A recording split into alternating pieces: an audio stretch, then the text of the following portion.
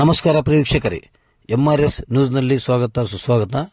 ಕಿವುಡ ಮತ್ತು ಮೂಕ ಮಕ್ಕಳ ಹೊನ್ನಮ್ಮ ಶಿಕ್ಷಣ ಸಂಸ್ಥೆ ಧಾರವಾಡ ನಾಗರ ಪಂಚಮಿ ನಿಮಿತ್ತ ಬಸವಜಯ ಮೃತ್ಯುಂಜಯ ಸ್ವಾಮೀಜಿಗಳ ನೇತೃತ್ವದಲ್ಲಿ ಜರುಗಿದ ನಾಗಪಂಚಮಿ ಹಬ್ಬವನ್ನು ಕಿವುಡ ಮತ್ತು ಮಂದ ಮಕ್ಕಳಿಗೆ ಹಾಲು ಕುಡಿಸುವುದರ ಮುಖಾಂತರ ನಾಗಪಂಚಮಿಯನ್ನು ಆಚರಿಸಲಾಯಿತು.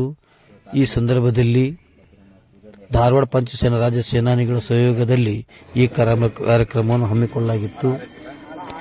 ಈ ಸಂದರ್ಭದಲ್ಲಿ ಪಂಚಸೇನಾ ರಾಜ್ಯ ಪದಾಧಿಕಾರಿಗಳಾದ ರುದ್ರಗೌಡ ಸೊಲಭಗೌಡ, ರಾಜ್ಯಾಧ್ಯಕ್ಷರು, ರಾಜ್ಯ ಸಂಘಟನಾ ಕಾರ್ಯದರ್ಶಿ ಸಂಗನಗೌಡ ಹೂವನ್ನವರ್, ನಿಂಗಣ್ಣ ಕರಿಕಟ್ಟಿ, ನಾಗಪ್ಪ ಮಮ್ಮಿಗಟ್ಟಿ, ವಿದ್ಯಾ ಪಾಟೀಲ್, ಪೂಜಾ ಸೌದತ್ತಿ, ಅಡವೆಯಪ್ಪ ಸಲ್ಕಿ, ರಾಘವೇಂದ್ರ ಘಟ್ಟದ್, ಮೈಲಾರ್ ಪಂಚನ್ನವರ್ ಹಾಗೂ ಮತ್ತು ಶಾಲಾ ಮಕ್ಕಳು, ಶಾಲಾ ಸಿಬ್ಬಂದಿ, ತಾಯಂದಿರು, ಹಿರಿಯರು ಈ ಸಂದರ್ಭದಲ್ಲಿ ಹಾಜರಿದ್ದರು.